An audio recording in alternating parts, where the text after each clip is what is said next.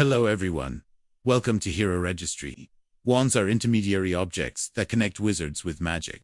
Wizards cannot use magic without a wand, making wands indispensable for them. Very powerful wizards, however, can use some spells without a wand. Dumbledore is the most prominent example of using wandless magic. Other powerful wizards like Harry, Voldemort, and Grindelwald can also use it. But no matter how skilled a wizard is, their wandless magic is considered low-level compared to using a wand. Creatures like Dobby and bank employees like goblins can use magic without wands. The art of creating wands is called wand. Skilled wand makers practice this art, crafting and selling wands for wizards. There are many types of wood that can be used to make wands. The core of a wand must contain a part of a magical creature. Unicorn hair, dragon heartstring, dragon claw, fairy wings, phoenix feather, and other similar items are used as cores. Depending on the core, the power of a wand varies and is more powerful in certain areas. For example, wands with a dragon claw core are stronger in offensive spells, while those with unicorn hair are better for healing spells. However, a wizard cannot simply choose a wand with a dragon claw core because they want to be a fighter. Wands choose their wizards. The exception is that wands obtained through a disarming spell or a killing curse in a battle can be used by the victor. Everyone knows this. But if a wand hasn't chosen its owner, it won't be compatible, which is why, when wizards die, their wands are often buried with them. Now that you know enough about wands, I will tell you about the 9 most powerful wands in the wizarding world. A wand's power is not solely dependent on the wand itself, but also directly proportional to the wizard's skill. However, a wand is a weapon. To put it simply, even the world's best sniper would have a low chance of assassinating the US president with just a pistol. But if given the best rifle, their success rate would surely increase significantly. It's the same principle. Even a wizard, as skilled as Dumbledore, would not unleash his full potential if he were using a wand that wasn't his own. So, the most powerful wand, as everyone knows, is the Elder Wand. It is one of the Deathly Hallows, personally crafted by Death himself. It's made of elder wood with a thestral tail hair. As its core, thestrals are creatures that can only be seen by those who have witnessed death. It has had many owners throughout history, but Albus Dumbledore is the most prominent. Powerful figures in the magical world, such as Gellert, Grindelwald, and Voldemort, have used it.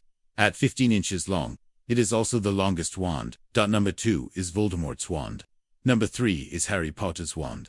The reason they are mentioned together is that these two wands are twins. Both use a feather from the same phoenix as their core, which is why they are called twins. These two feathers came from Dumbledore's phoenix, fox. However, the wood used for them differs. Voldemort's wand is made of yew wood, and Harry Potter's wand is made of holly wood. Voldemort's wand is 13.5 inches long, making it one of the longest wands. Harry's wand is 11 inches long. Phoenix feather cores are very selective when choosing their owners. That's why it's surprising that both of them ended up with these wands. Number 4 is Dumbledore's first wand, which he used before acquiring the Elder Wand. Its exact wood type is unknown, but it's quite formidable. Having defeated the Elder Wand from a powerful wizard like Grindelwald, after Dumbledore found the Elder Wand, he didn't continue using this wand, but kept it. He likely believed that the Elder Wand, being one of the Deathly Hallows, was a dangerous object, and best kept close. Since Dumbledore didn't need to use both wands, he simply kept this old one. Number 5 is Grindelwald's wand. Its core and wood type are unknown. After he stole the Elder Wand from its owner, he stopped using this one, and it has since disappeared without a trace. Although no specific information is known, it is widely assumed to be quite powerful. Number 6 is Bellatrix's wand. It's made of walnut wood, with a dragon heartstring core.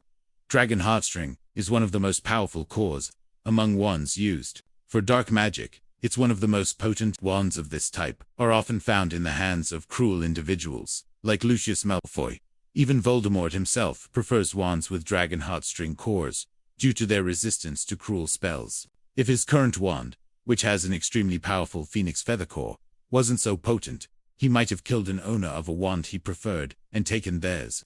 As Bellatrix is a dark wizard, her wand has also killed many wizards. It is 12.5 inches long, and has an attractive, non-straightforward design. The wand itself is very stubborn, and tends to choose intelligent individuals. During the Battle of Hogwarts, Hermione used it. Number 7 is Professor Snape's wand. It's made of yew wood, is 13.5 inches long, and has a phoenix feather core, making it similar to Voldemort's wand. However, this fact is not definitively confirmed. Some sources simply state the wand type as unknown, so it might be incorrect.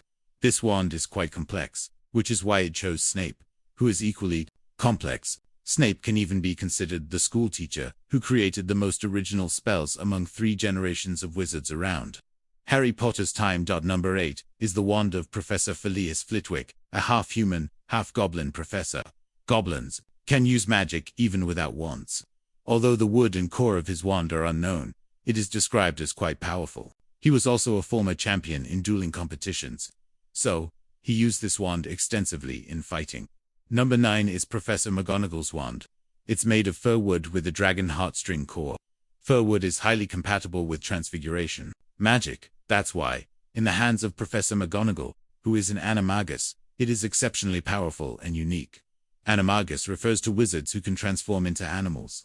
It is 9.5 inches long, making it one of the shorter wands. As mentioned at the beginning of the video, a wand's power is directly proportional to the skill of its owner. However, wands choose the person best suited for them. The more powerful the wand, the more particular it is in choosing its owner. Therefore, the most formidable wands tend to end up in the hands of the most formidable individuals. Fighter-like wands choose those who will become fighters, and complex wands choose complex individuals, like Snape and Bellatrix. If these individuals can unleash their full potential in their respective fields, then these wands can also be considered the most formidable. So, that's it for today's video.